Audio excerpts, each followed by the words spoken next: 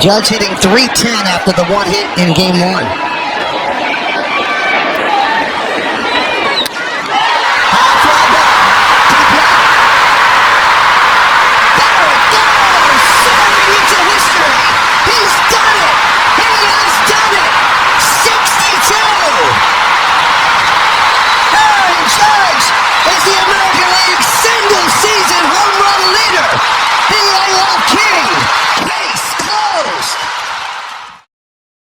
On October 4th, 2022, Aaron Judge made history by hitting his 62nd home run of the season, breaking the American League record for most home runs in a single season. It was his 220th career home run, his 6th home run at Globe Life Field in Arlington, Texas, and came in a season where he drove in 131 runs, had a .311 batting average, won MVP, and led the league in almost every offensive metric that Baseball Reference is currently tracking. And the craziest part is, it's not even his best season if we look at the right statistics, which baseball fans often do. Baseball is a sport built on statistics. It's a game of averages, probabilities, and so many different numbers that Bill James, baseball writer and statistician who's one of the pioneers in advancing baseball analysis, coined a new term for baseball statistics, sabermetrics. Sabermetrics provides statisticians, front offices, and even some very intense fans with in-depth and specific data about any given player. They're used for everything from front office decisions to fan arguments. I promise you, if you've ever been anywhere in the baseball world, you've seen debates between fans about whether a certain player is better than another. Shohei Ohtani versus Judge right now, Bonds versus Griffey in the 90s, Johnny Bench versus Reggie Jackson back in the 70s, even Joe DiMaggio versus Ted Williams if we're willing to go that far. We can go even further back if we want. We can do like Ty Cobb and Tris Speaker versus Babe Ruth. I don't even know anymore. These debates have always been centered around stats. Sure, championships do play a role, but they're not and have never really been a part of the GOAT debate. They're not and never really have been a part of the GOAT debate or individual player debates like how they are for basketball or football. It's always been about individual awards and strict numbers. In recent years, however, one stat has risen above all others in terms of determining how good a player has been. It's maybe the best single-season statistical marker for most fans to see exactly how much a player is adding to a team. I'm of course talking about average Uber star rating as a driver, in which Randy Dobnak leads all current Major League players with a 4.9 out of 5. This is a real graphic, by the way. Randy Dobnak has one of the coolest stories in Major League Baseball. Look him up. But I'm obviously talking about wins above replacement, or WAR. WAR is used everywhere in baseball arguments, but up until making this video, I had no idea how it worked. Like how it was calculated, what it meant besides, how good a player was, that it measured approximately how many wins a player added to a team, and that I knew higher was better, but that's it. There's so much that goes into calculating it that this video has been delayed a couple times based off of it. It's one of the most well-rounded stats that I've ever seen, and there's a lot that I actually didn't know. Like how 0 isn't actually the baseline. It's been introduced in the league for some form since the 1980s, and front offices don't look at it as much as you would think. And I hope to teach all that to you today, calculation, everything else that I've mentioned so far, and just hope you get a better understanding. So, without further ado, my name is Ian, and welcome to...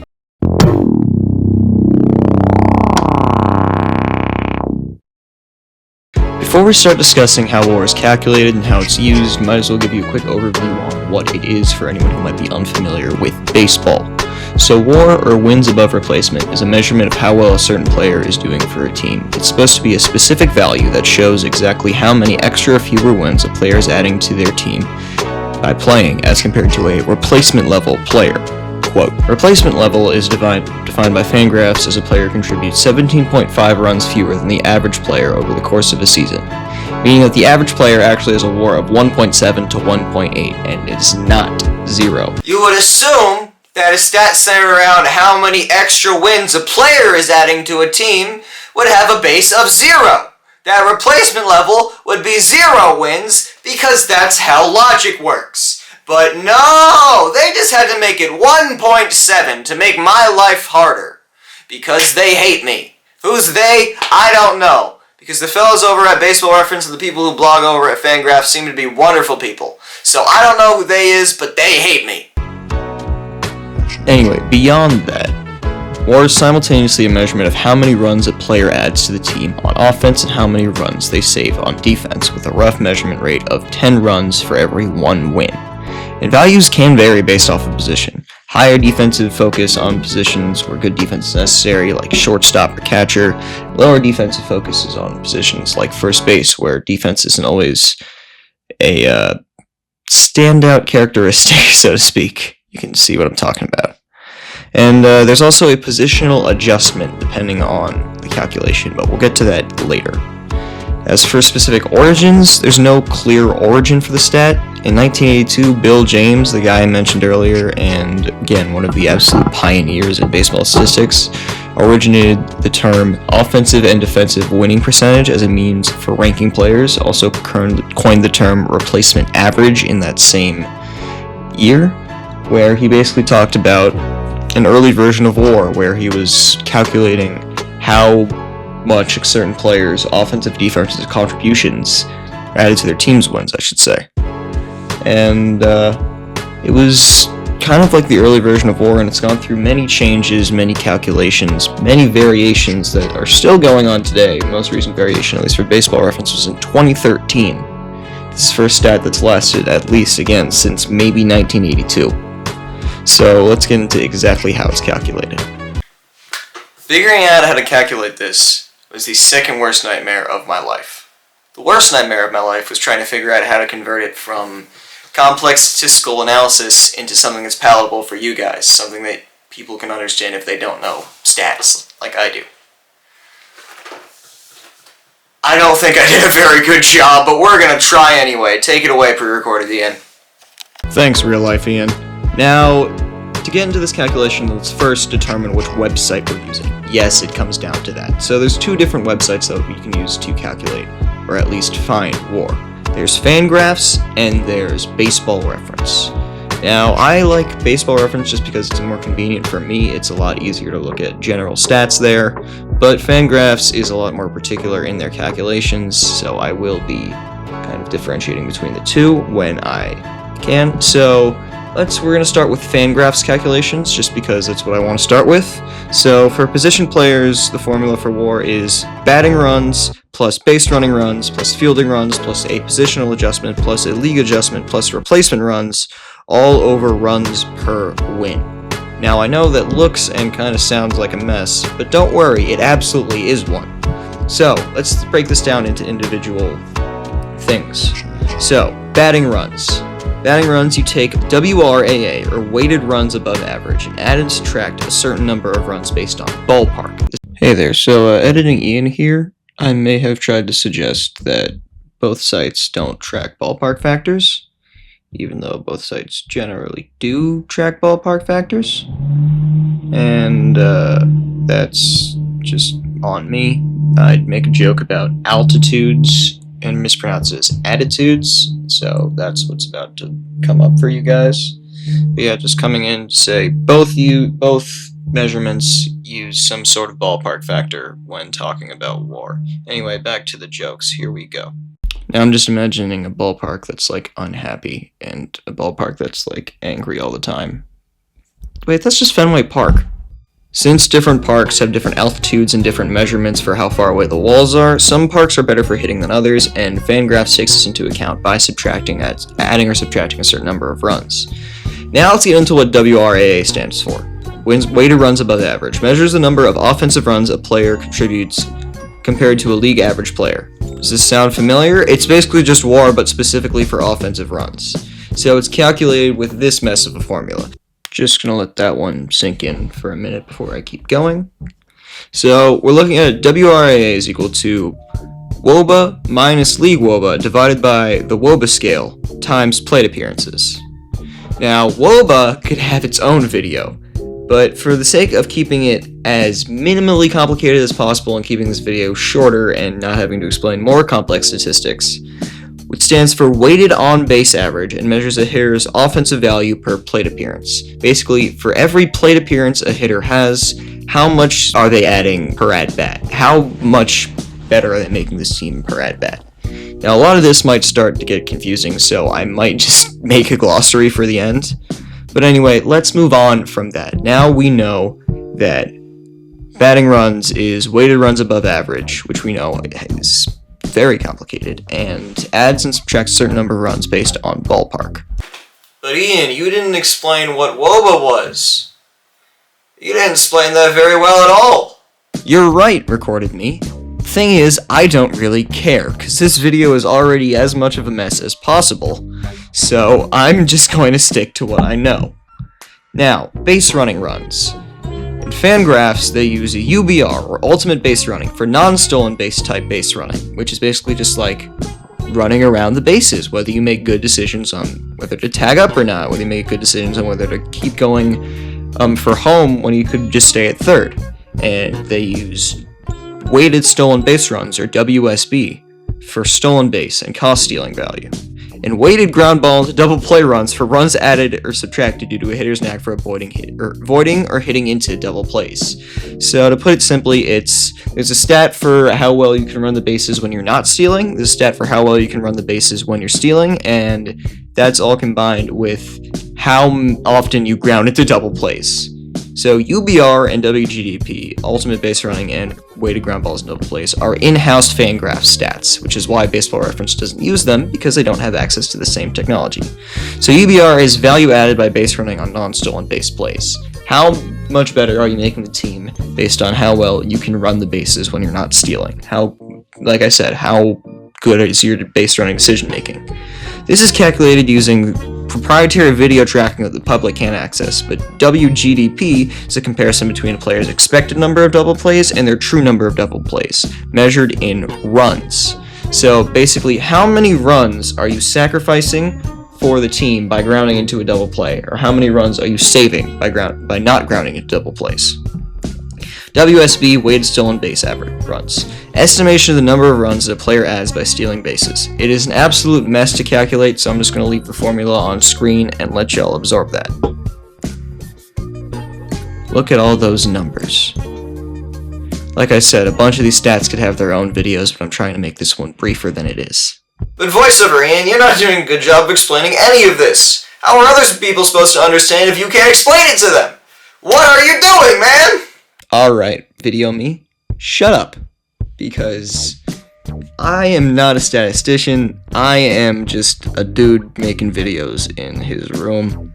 I took AP Stats this year and thought, you know what, I can handle complex analysis, and I can't really handle complex analysis.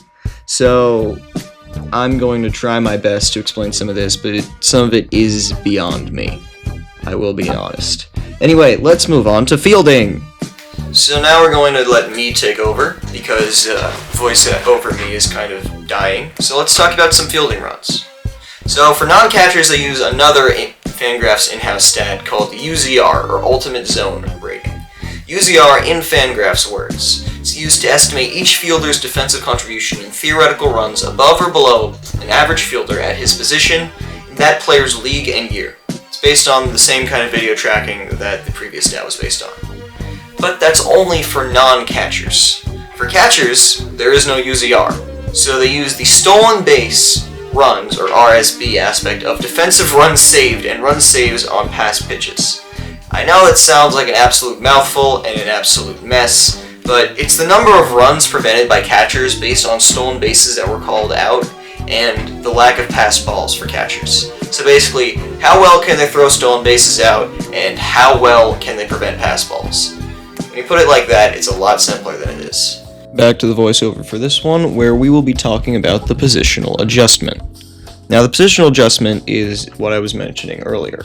It's an adjustment for WAR based off of position, depending on how important or not important defense is. All of them are per 162 defensive games. Obviously, the biggest decrease is from designated hitter, minus 17.5 runs, which again is a replacement level player because designated hitters don't have to play defense. The biggest increase comes from catcher, because he's playing defense pretty much the entire game, plus 12.5, makes sense. And the rest of them vary from minus 12.5 to plus 7.5, and a whole lot of range in between. Now, after that is the league adjustment. The league adjustment is used to make sure that NL and AL both have runs above average equal to 0, which is important because they need to be equal, otherwise you can't do an accurate comparison. Now, this barely affects a player's WAR. This is almost entirely a minuscule number that does not make any statistical difference. Now let's talk about replacement level runs. Now, replacement level runs is the comparison of these stats to a replacement level player, or a player that is freely available, like an average AAA guy, or a guy at the end of an MLB bench, or Cabrian Hayes. Sorry to throw strays at Cabrian Hayes, he's got the least WAR on Fangraphs in the MLB right now, or at least at the time of writing this. So it's calculated using 570 times the MLB games that the player plays in, divided by 2,340, times runs per win, divided by league plate appearances times plate appearances. Now let's break down what these numbers mean. So 570 represents 57% of 1,000 available WAR, which you multiply by the percentage of total games played to the point that season. You then multiply that by the runs per win divided by plate appearances to put on a scale of runs per plate appearance. Then you multiply that by the number of plate appearances the player had throughout the year. That is the final stat in the numerator, and then you just divide it all by runs per win. So, after that, you divide it all by runs per win, which is the actual thing that allows us to take runs and turn them into wins. So, there are a number of ways to calculate it, but Fangraphs specifically uses 9 times MLB runs scored over the course of the entire year, I guess, or over the course up until that point for the entire league, divided by MLB innings pitched, because you need to figure out how many innings there are so far, times 1.5 plus 3. So it's the league's runs scored per 9 innings, times 1.5 plus 3. Now we can walk through the entire calculation with 2024 Aaron Judge, or Aaron Judge's best statistical season. Can y'all hear my dog barking? Yes, you can. I guess I'm going to have to deal with that. Now, in 2024, Aaron Judge had his best WAR season ever. He had 58 home runs, 144 RBIs, 133 walks, which led the league, a slugging percentage of 701, OPS of 1159, OBP of 458, batting average of 322, and at least according to Fangraphs, his WAR that year was 11.3. which is his best statistical WAR season, better than his 2022 season, better than his 2025 season, better than any season that he's had, and pretty much anyone has had. That 2024 season was special, and I'm not just saying that because I'm a diehard Yankees fan. Now, as you can see on screen, if we put all of the numbers that we found into the calculation, that's how we get that 11.3 number. Just watch the math happen. Look at that math go. I really hope I'm doing this in a really nice way. Editing Ian, make sure you do that. Please, don't make me look bad. Anyway, let's move on to pitching. Now, Fangraphs calculates pitching in a very specific way. So, WAR is equal to league FIP minus FIP divided by pitcher-specific runs per win plus the replacement level times innings pitched over 9 innings. Times our leverage multiplier for relievers, plus the league correction from earlier. Is that a mess? Yes. Do you need me to explain it to you? Yes. Did I need it explained to me? Also, yes. Let's just get into this, please. I'm so done with this. Now, when I say FIP, I'm referring to field independent pitching. It's an absolute mess to calculate, but it's a statistic. But according to Fangraphs, it's a statistic that estimates a pitcher's run prevention independent of the performance of their defense. FIP is based on outcomes that do not involve defense: strikeouts, walks, hit by pitches, and home runs allowed. FIP uses those statistics and approximates a pitcher's ERA assuming average outcomes on balls in play. Now, it is not a complete accounting of pitcher performance. It is generally a better representation of performance than ERA. So it basically is showing ERA regardless of how well their defense performs, and is just centered around pitcher-specific metrics. Now, it's another mess to calculate, but it's actually not too hard. Because we're not using FIP, we're using IFIP. Because FIP doesn't take into account infield flies, so they basically just add that on to the FIP formula. It's the same formula: 13 times the home run total, 3 times walks plus hit by pitches, minus 2 times, but this time it's 2 times strikes plus infield flies divided by innings pitched, plus the IFIP constant. Then they take that and put it on the runs allowed per 9 innings, or RA9 scale, by adding the difference between league average ERA and RA9 to FIP. So basically it gives us the ERA without the earned, but still making it average. So it's runs average. This gives us FIP R9, or fielding independent pitching per runs allowed per 9 innings. So, and then they use the park adjustment thing. So we take that stat and divide it by park factor divided by 100. Yeah. That is then adjusted based on league to give us runs above average per 9 innings, which is what Pipelis-Slawinski of Fangraphs calls RAAP9. So they take the runs per win from before that we were using to calculate the position player WAR and adjust it per pitcher by using a stat called Dynamic Runs Per Win, or DRPW, which is an absolute mess. I'm just going to put the formula up on screen here. I don't know what I'm looking at, but basically this takes the runs per win and uses it for individual pitchers depending on your league and your stats. And so we're going to move on and take our RAAP9 from earlier and divide it by our DRPW that we just calculated to convert it to wins to find wins per game above average. Now we find our replacement level again, which this time for pitchers it's 0.03 times 1 minus game started per game, and then you add on 0.12 times game started per game. And then you have a replacement level. So you take that replacement level and add it to our previously found wins per game above average to get wins per game above replacement, WPGAR. Then our final step is to multiply that by innings pitched per 9 innings to get our WAR. Now I was going to walk you through the calculations, and then I realized I didn't really have a good example set up or a way to check my numbers.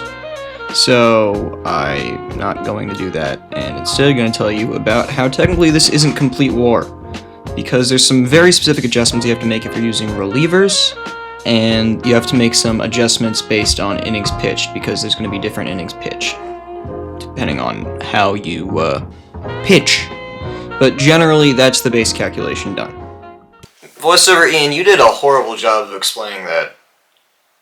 You're just going to let the editing Ian take all this? You kind of suck for that, considering we're all you. Like, this is all happening within the span of, 10 minutes, technically, in the world of the video. So you just kind of suck. You're just passing the buck. You're just passing the buck. And so, what if I am Video Ian? I'm trying to make this easier for you guys to understand, you guys meaning the people watching the video, and for me to understand. I don't have to understand all of this, I just have to understand it enough to explain it to people, and I think I'm doing a pretty good job of that. So, now let's get into Baseball Reference, because Baseball Reference pretty much has the same formulas, except without the proprietary stats.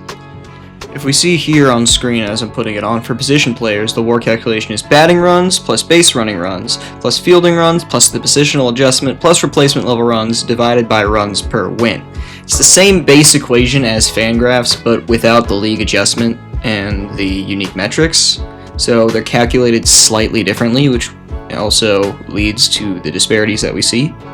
For example, the Aaron Judge stat that I mentioned earlier of 11.3 is actually all the way at 10.9 for Baseball Reference, which is a 0.4 difference. And for the other one, it's 10.8 versus, I want to say, 11.1, so it's a 0.2 difference. There's not 100% of a difference, especially when you're talking about these kind of elite level seasons, which is what I'm talking about. Sure, there are details when you get into minutia, but we're not going to talk about that. The formulas in concept are calculated almost exactly the same.